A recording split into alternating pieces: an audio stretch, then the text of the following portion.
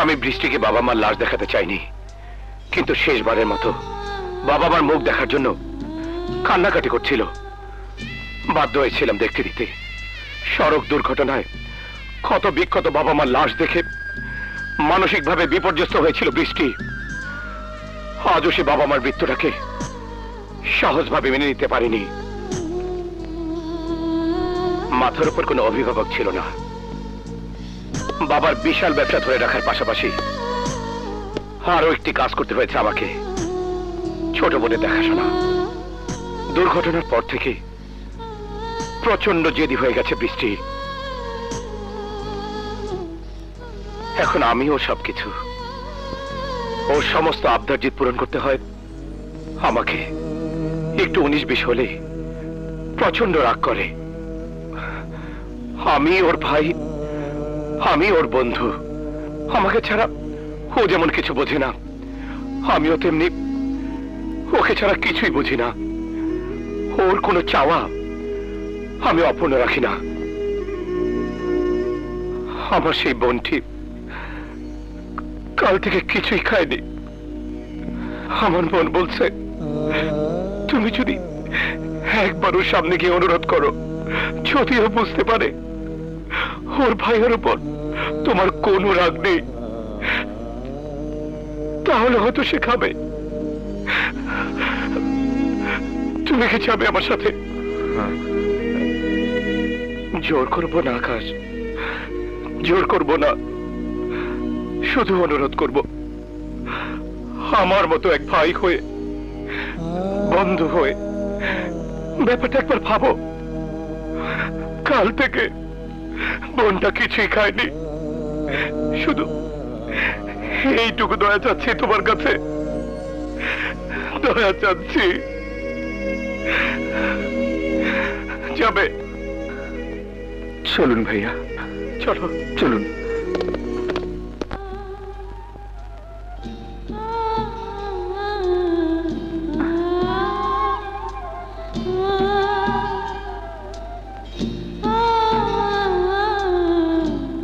কি অবস্থা?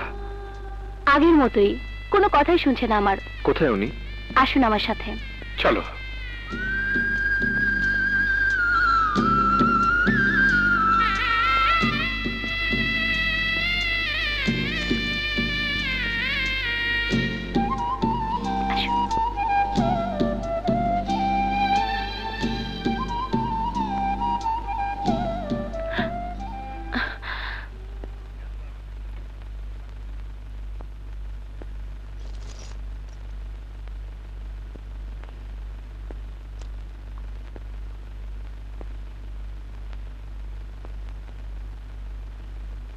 কেন বারবার ডিস্টার্ব করছো? বললাম তো খাবো না। আমি কিন্তু তোমাকে খাওয়াতে আসিনি। হ্যাঁ? আমি এসেছিলাম তোমার আরো কিছু সুন্দর ছবি তোলার অনুমতি নিতে। তুমি? ইয়েস, ফটো সাংবাদিক আকাশ, এট ইউর সার্ভিস ম্যাডাম। তুমি তুমি সত্যি আমার ছবি তুলতে এসেছো? এটাই তো আমার কাজ। অ্যাকচুয়ালি ভাবছিলাম যদি তোমার কিছু সুন্দর সুন্দর ছবি দিয়ে একটা ক্যালেন্ডার বের করা যেত তাহলে ভালো চলতো। তুমি আমার ভাইয়ের উপর রাগ করোনি তো? না তো।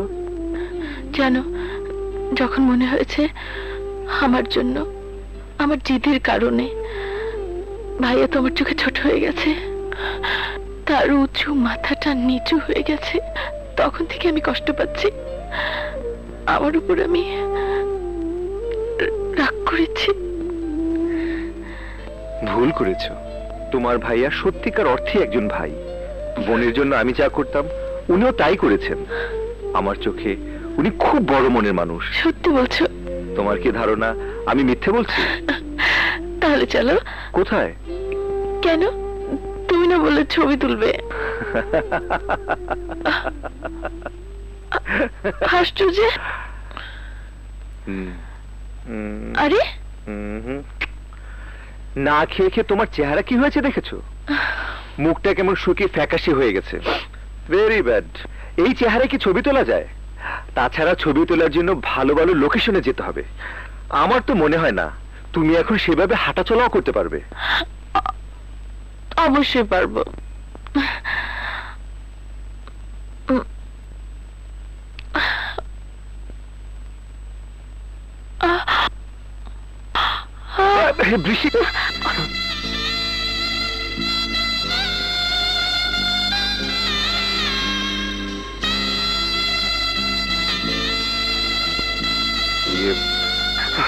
বৃষ্টি, বৃষ্টি, বৃষ্টি, দেখলে তো তুমি এতটাই দুর্বল যে উঠে দাঁড়াতেই পারছো না। ছবি তোলা তো পরের কথা, বসো বসো। না, মাথাটা ঘুরে গেছে। আপনি নিশ্চয়ই ভাবি এখনো হয়নি। হওয়া উচিত ছিল। আপনার মতো একজন ভাবি থাকলে বৃষ্টি এমন না খেয়ে থাকতো না, আর আমার ছবি তোলা এমন 3 দিন পিছিয়ে যেত না। 3 দিন পিছাবে কেন? খেয়ে দিয়ে শক্তি অর্জন করতে 3 দিন তো লাগবেই। অসম্ভব। 2 দিন। 2 দিনে এমন খাবো যে আমার শক্তির কথা কল্পনাও করতে পারবে না। ভাই, আমি কিভাবে না খেয়ে থাকবো? প্রশ্নই ওঠে না। আমার বোন কেন না খেয়ে থাকবে?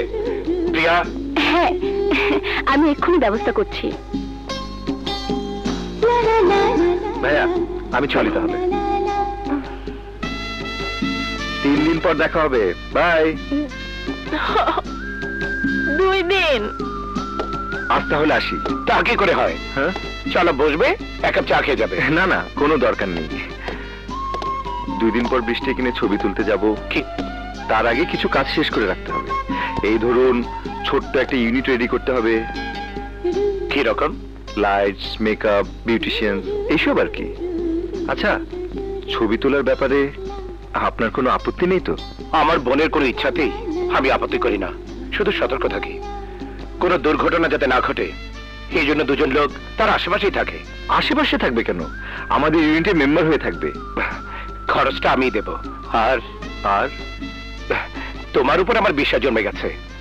আমি জানি তুমি কোনো বাজে ছবি তুলবে না। শুধু একটা অনুরোধ, নিম্ন বা বিব্রতকর কোনো পণ্যের মডেল হিসেবে ওর ছবি ব্যবহার করবে না। কোনো পণ্যের মডেল হিসেবে ওর ছবি ব্যবহার করার প্রশ্নই ওঠে না। আমি আসলে ওর ছবি দিয়ে আগামী বছর একটা ক্যালেন্ডার বের করতে চাই। আর ক্যালেন্ডার বের করার আগে সমস্ত ছবি আমি আপনাকে দেখে নেব। Thank you Akash, thank you. এই তো দিলেন আমাকে ছোট করে। আপনার কাছ থেকে এটা আশা করিনি। আসসালামু আলাইকুম। ওয়ালাইকুম আসসালাম।